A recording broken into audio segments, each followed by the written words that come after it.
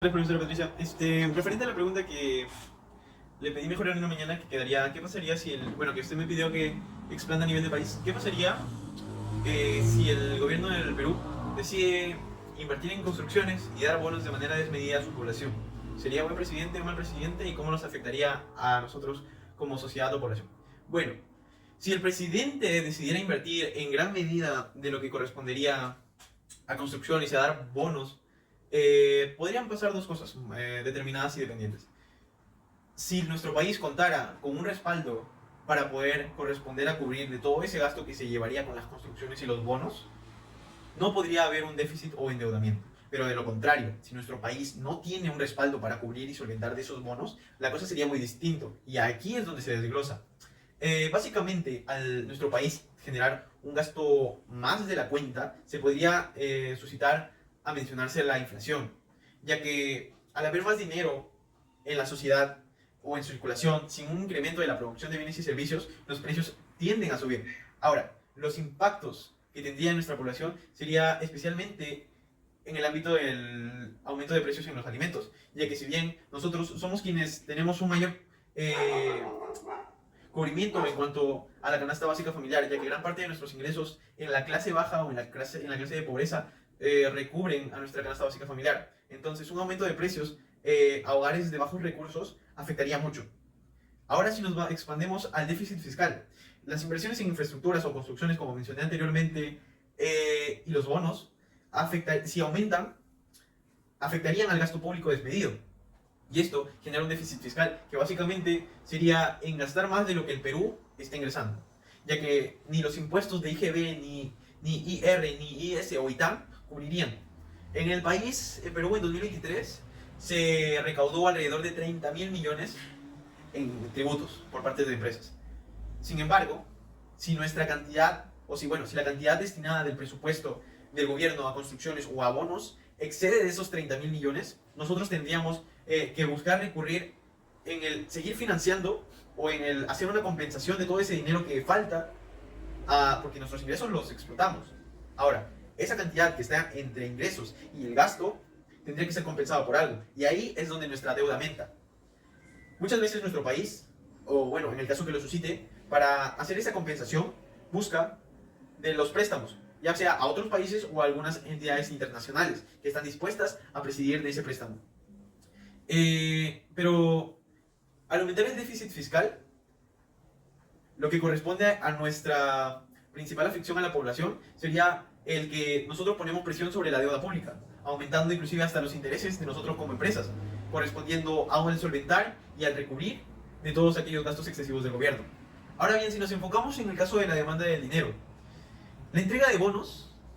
probablemente aumentaría de manera temporal la demanda de bienes y servicios. Sin embargo, esto generaría un impulso económico a corto plazo, más no a largo plazo, ya que la inyección de dinero no acompañada con un aumento de la productividad o la capacidad productiva de nuestro país puede ser efímero, ya que no habría un respaldo. Pero también tendría el efecto en el tipo de cambio, ya que la confianza se devaluaría en gran medida, haciendo que nosotros como población tengamos la capacidad de poder pensar mejor y poder ver la manera en la que podamos resguardar de nuestra riqueza. Y al ver un déficit insostenible, es decir, una inestabilidad económica en nuestro país, donde el endeudamiento aumente y la inflación de los precios en los productos también, o en los bienes o en los servicios, esto de acá genera que se pueda suscitar un mayor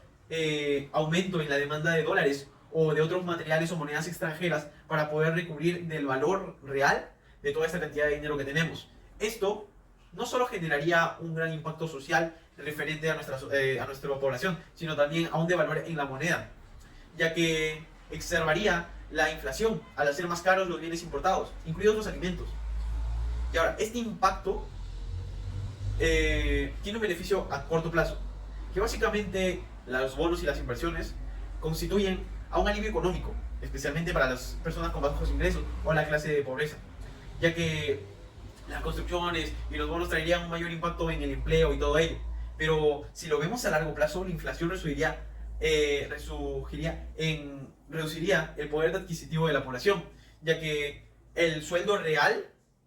ya no bastaría para el cubrir de la canasta básica familiar al menos. Y los sectores más vulnerables son los quienes más podrían verse afectados.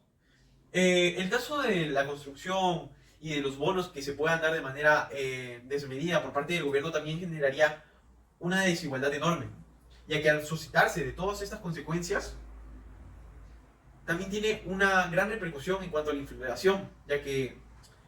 se necesita más proporción de recursos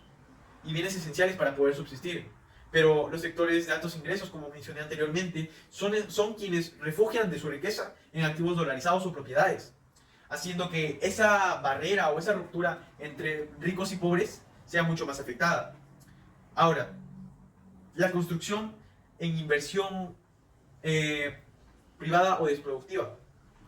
Bien, hay dos aspectos importantes que quisiera rescatar, profesora. Depende del tipo de construcción, es como básicamente le entiendo yo que vaya a afectar. Si la construcción de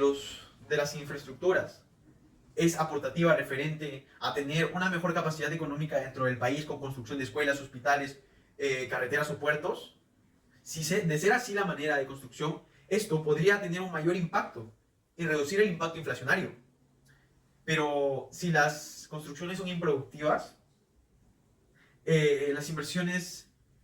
destinarían a estar en elefantes blancos, que son básicamente inversiones que no sirven para nada. Y si pasa esto, generaría beneficios a corto plazo y no dejaría beneficios a largo plazo, lo que empeoraría la situación fiscal. Ahora, la pérdida de confiabilidad y expectativas. Si los inversores perciben que el gobierno está siendo imprudente en su manejo fiscal, se va a deteriorar la confianza y las expectativas inflacionarias volarán, demandando aumentos salariales, exacerbando mucho más disposición de dinero, que básicamente sería nominal,